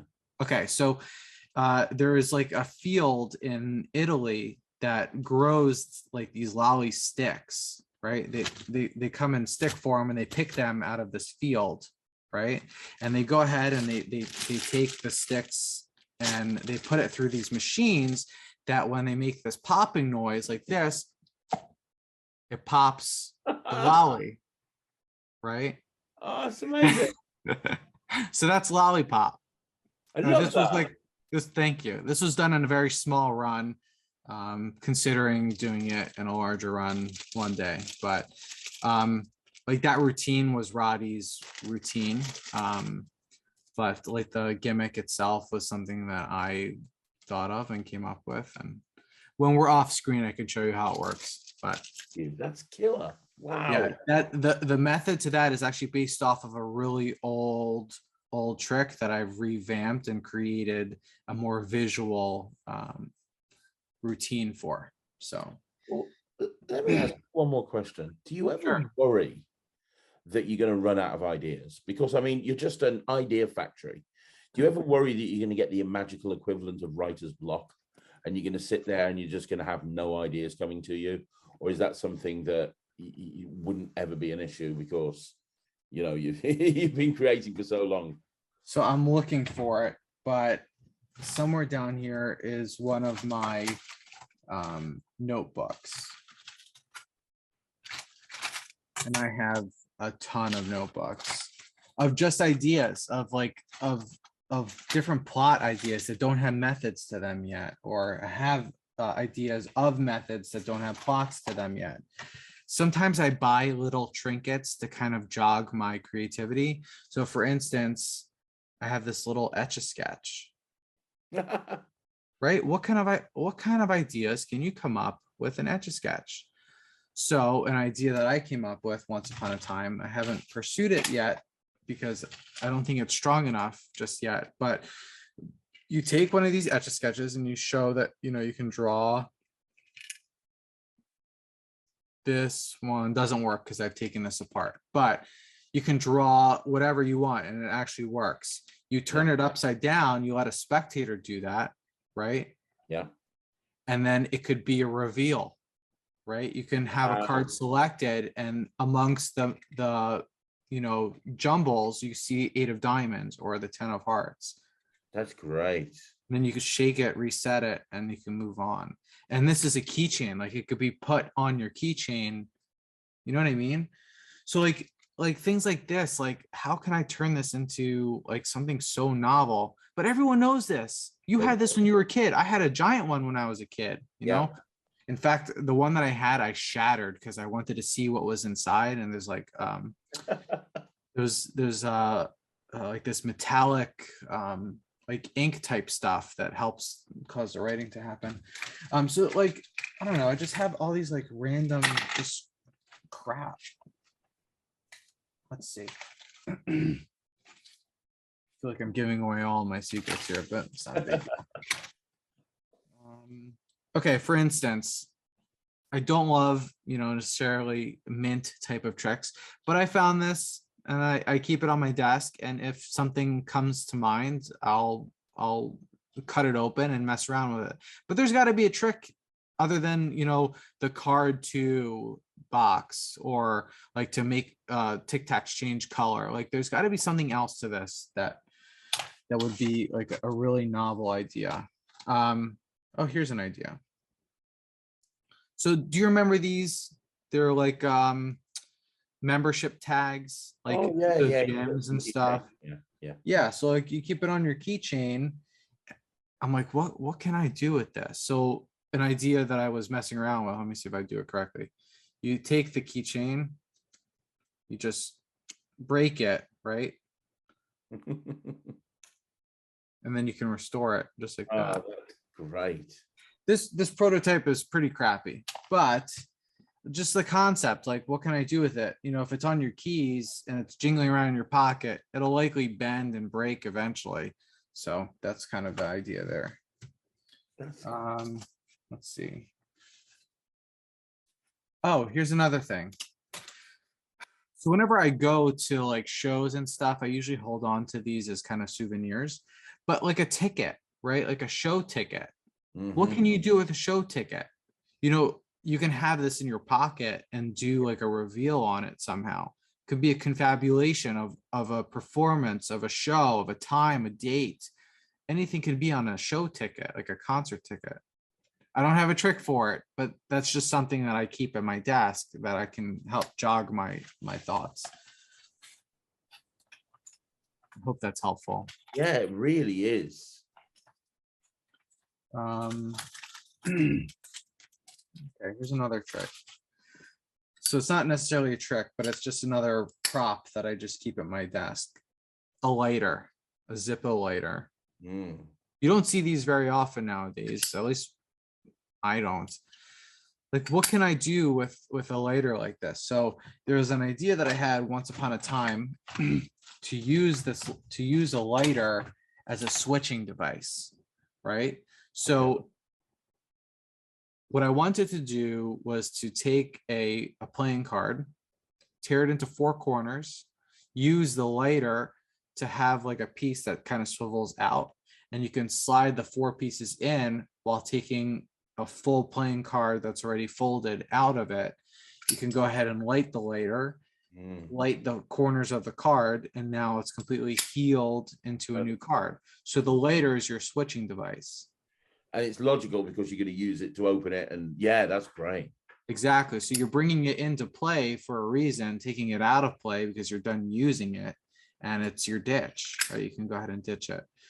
But to manufacture something like that would kind of be pretty expensive and kind of stupid, because technically what you can do is just palm the 4 pieces behind the lighter and use the lighter to block it and just put it in your pocket. You know what I mean?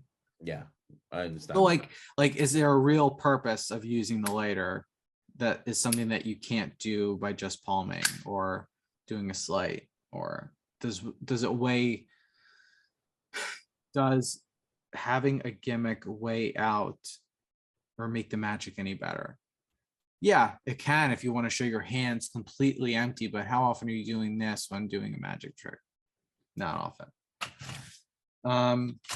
Yeah, that's just kind of a taste of what I have at my desk.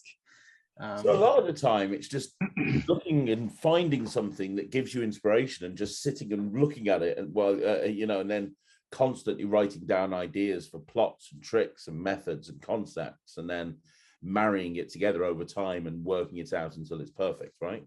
Yeah, 100%. 100%. I'm not a big envelope magician, but there is an envelope that I did put out a little bit ago called the Ivy envelope. Oh, okay. And basically, it's an envelope, right? It has a window, and you can have a spectator go through a deck of cards. They'll pick a card, they won't look at it. They could fold the playing card up themselves, putting it inside of the envelope, right? And you can close the envelope, place it down on the table, have another spectator select a playing card from a different deck of cards. And all you do is you take the envelope, you dump out the playing card into your hands. It's a switching envelope, but basically the gimmick of the envelope allows the spectator to handle the envelope like normal. And you're placing the card, the card doesn't start in there. Like magicians will just take it out and it's already in the envelope. But the spectator makes their own prediction, puts it in the envelope. You know what I mean? Like that kind of sets it apart a little bit. So you've talked about a ton of magic that you've released over the years. Some of it's not available in magic dealers anymore. Do you have your own online magic shop that people can order directly from you, Danny, or can people contact you and get things from you directly? Yeah, that is an excellent question. I don't have an online magic shop yet. I would like to set one up in the future. I just don't have the time right now to do so. But if someone is interested in something of mine that's no longer available and I still have stock, they can contact me directly. My email address is Danny, DAN as in Nancy, N as in Nancy, Y, WEIS as in Sam, ER @gmail.com. If I have it in stock, I'm happy to get it out to you. I will tell you that Lollipop I do not have in stock because we did a very limited run of it. But I have plans to potentially do it as a larger run in the future. So when that happens, the magic community will definitely know.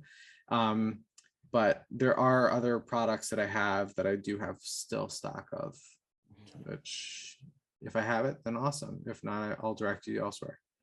Perfect. So if anybody needs anything or they've heard something on this interview, they can email you and you can help them out. That's amazing. Yeah. The only product that I know for sure that I do not have right now is Morio, which I sold out of. I do need to place an order to get some more. I have to contact Hanson for that. But I also don't have any Twister in stock, and I'll tell you why. Because we only shipped a certain number. We only did a run of 500 units to Murphy's because, for one, COVID really raised a lot of our shipping prices. So something, for instance, the units that we shipped should have cost us like $200 to ship. It actually ended up costing around $2,000 to ship. Wow. So we lost some money on that.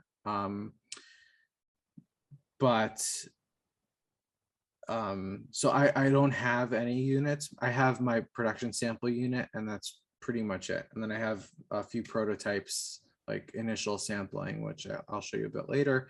But I don't have those in stock. So Murphy's Magic Dealers do have them on pre-sale right now, which will be going on for sale, which they'll be stocking on this coming Monday.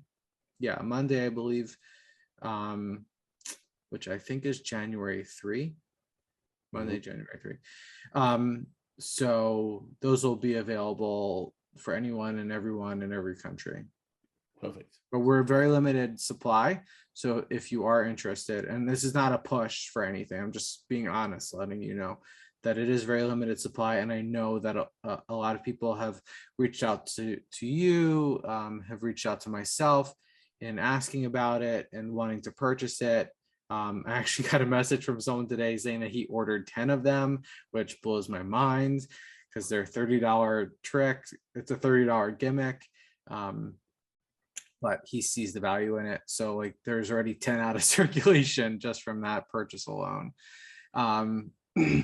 But with the limited supply and reordering, it's going to take a lot of time to get a new set, if any, a new shipment, if we end up doing another shipment. So if you want it, hop on it. Hop on it quickly. Yeah, man. Yeah. I've got one last question for you. Sure. Which is, what's next? Is there anything left in your magical bucket list that you haven't achieved that you would like to do? Because let's be honest, you talked about how you did big shows back in the day, then it was your decision to step back. You're very entrepreneurial, you've got businesses, you're doing a whole bunch of stuff, you're really busy outside of magic. You know, inside of magic, you've worked with pretty much everybody of note. You've released some of the most well-known and best-selling tricks of all time. You're considered uber creative. Is there anything left that you want to do? You mentioned if I ever do another show. Do you have any aspirations to go back to performing at some point? Are there people you want to work with, tricks that you want to produce, lectures that you want to do? Like, is there anything left on your magical bucket list to wrap this interview up that you haven't yet done that you want to do? There's one thing that I did not mention and I forgot to mention, but in between like my transition of getting out of performing and starting to create magic, I used to create like large scale illusions. Wow. Yeah, I don't know if you remember the company, and I would not work with them today, but Jack Murray Dream Illusions. Yeah, I've heard the company. So I was associated with him once upon a time when I was initially starting out. Really, he was at the time to me a really nice guy. Things have changed over the years, but I consulted a lot on like illusion creation, and that's actually how I got hooked up with Dan White, because Dan was working on his TV show called White Magic, and he came to Jack for an illusion that we were building for his show, and we were working on a levitation for him, and I consulted on doing the levitation. But so yeah, I was doing a lot of like illusion designing with Jack, as well as like working on other illusion shows. You know Mike Michaels? Yes. He does a lot of like, so he is like his brain and my brain are very similar in a sense of like really out of the box thinking when it comes to magic. If you look at his products, like he's got very expensive, large, huge illusions. You remember he's got a trick called the Scorpion. Oh yeah, yeah. With like the scorpion tail comes down, has like a big giant blade at the end, spins, cuts into the magician appears somewhere else. Well, I have an illusion act, and oh cool. Right. if money was no object, I would do the Jaws of Death by Mike Michaels, because I think it's amazing.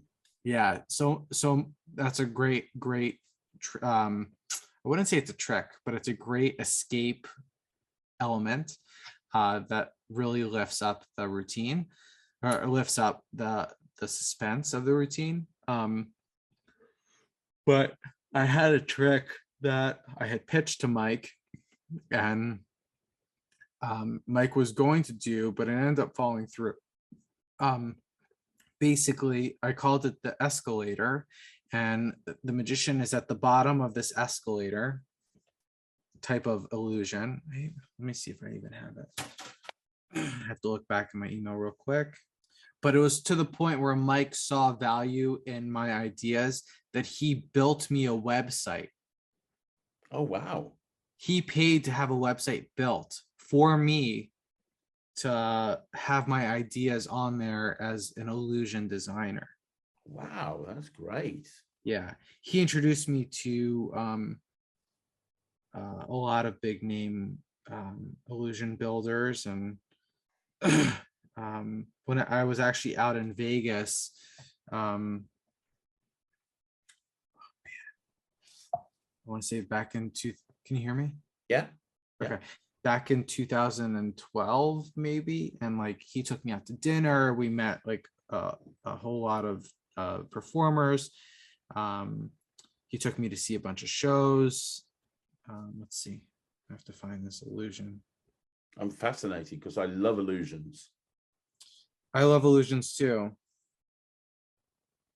which is really what got me into magic. Okay. Oh man, let me turn off this blur thing real quick. Let's see if I can do that. Can I do that?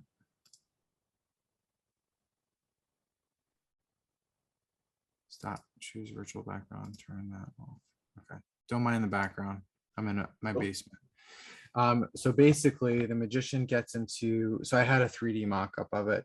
The magician gets into this bottom piece here. These doors close up. Yeah. These doors close up and there's these blades here at the sides that travel down and cut the magician in half. Wow.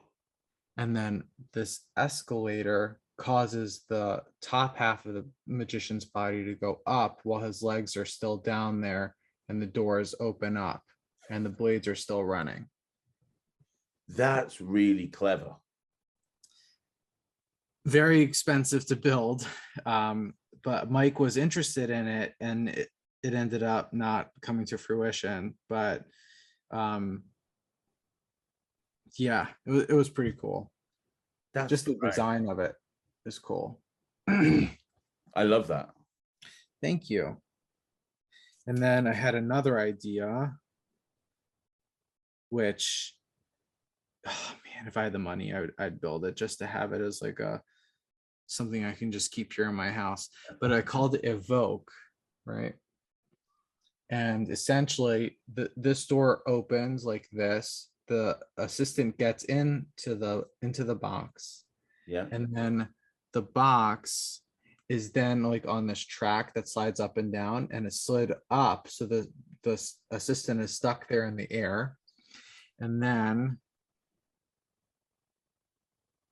if you look closely enough, there are holes here and like spikes are just placed through the box. The door opens and the assistant has vanished.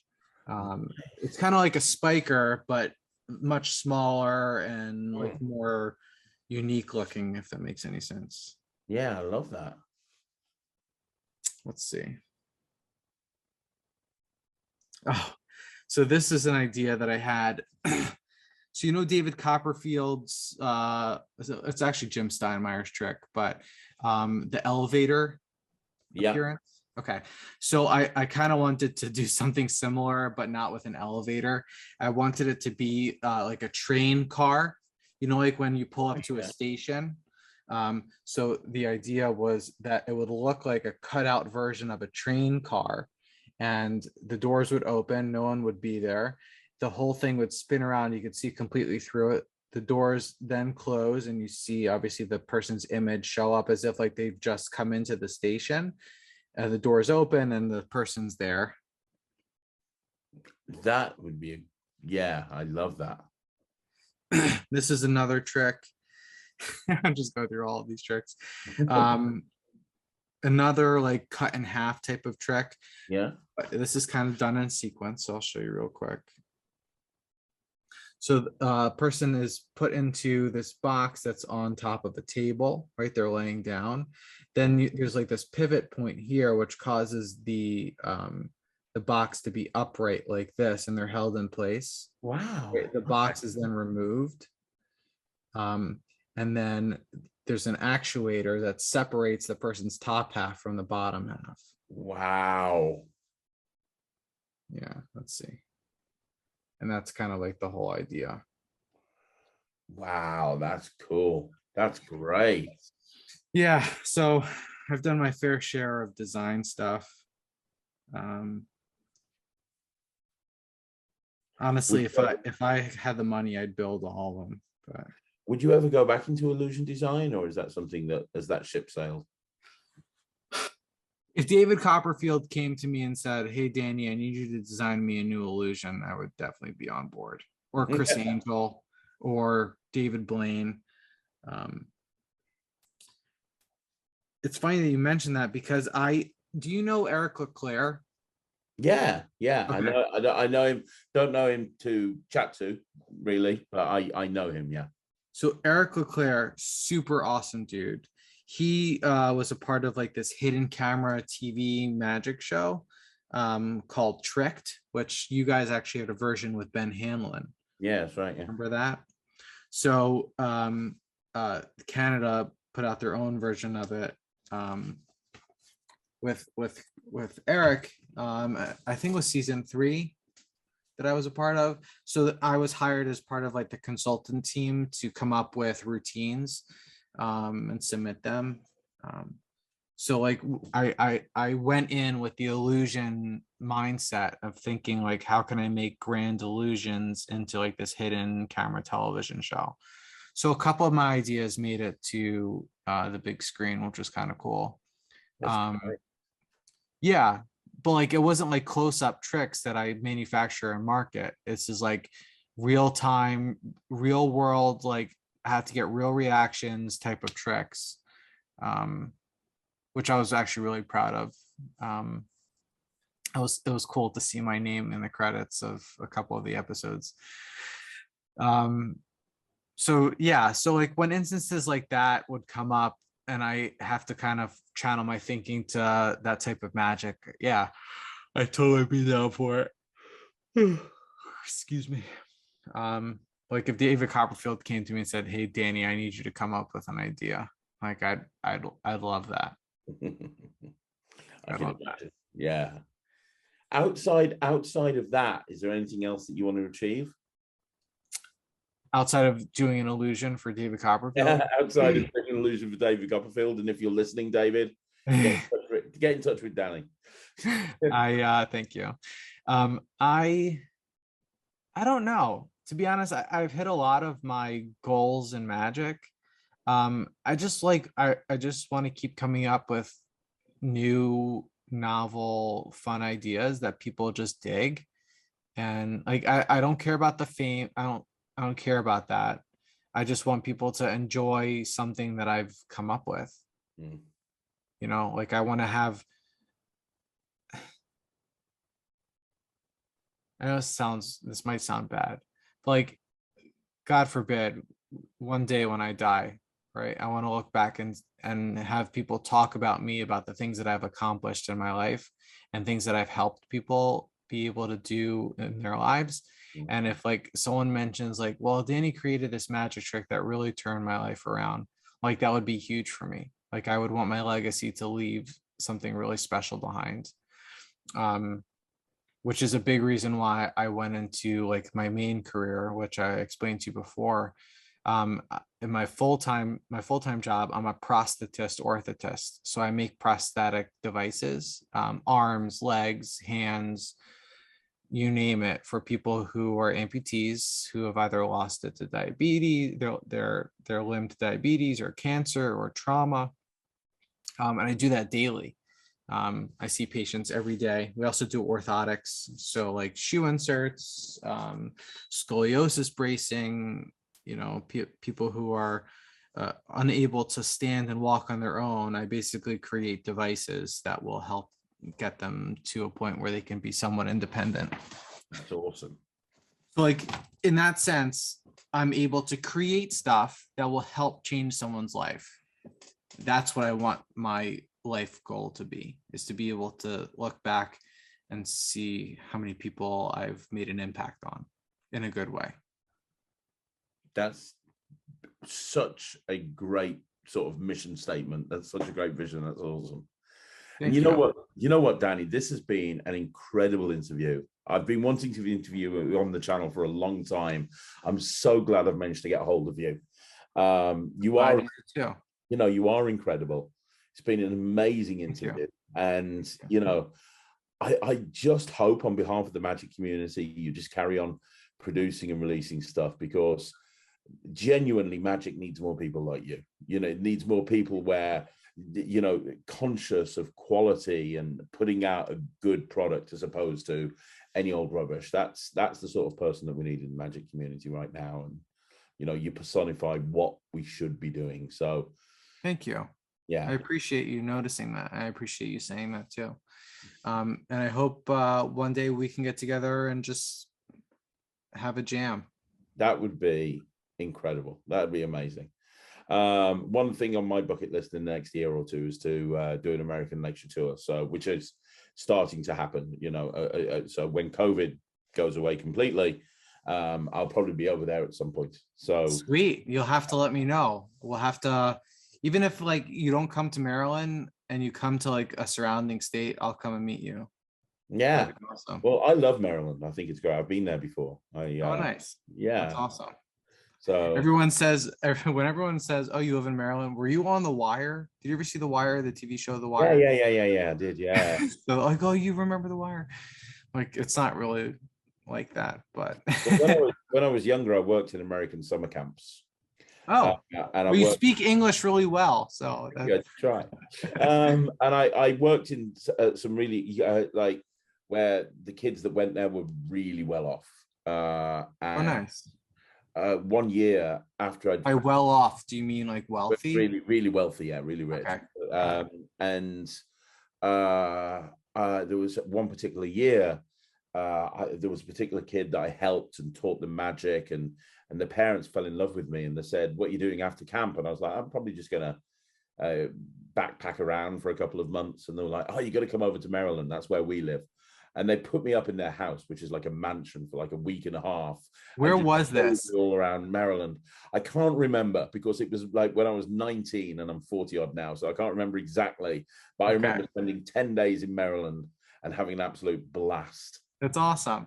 I mean, I don't live in a very wealthy neighborhood. We live in, middle class neighborhood. But there are areas like Bethesda and Potomac, which are closer to like Washington, D.C., which are like more wealthier neighborhoods. Just because it might have been Potomac, to be honest. Okay. Maybe, yeah. The homes there are phenomenal. They're huge. Yeah. A lot of well-off people live around. Oh, yeah. Like they said, "You want to go watch TV?" And I said, "Yeah." And I went down into their basement and they had like into their movie theater. Full-on movie theater. I'm like, this is just insane. So yeah, awesome. Yeah. So yeah, I'll definitely be over there. But Danny, thank you so much for coming on the channel. Of course. Yeah, I'll see you again soon. Guys, leave a comment down below. I'm sure Danny will see it. So leave a comment down below. Let Danny know what you think. Like the video. I'm going to put the email address for Danny in the description down below. So if there's anything that he's talked about that you like, drop him an email. I'm sure he can hook you up. And don't forget, I'll be back again tomorrow with another 3 videos. I'll see you then. Danny, thank you so much. Bye, Craig. Thank you. No problem. Take care, everyone. Bye.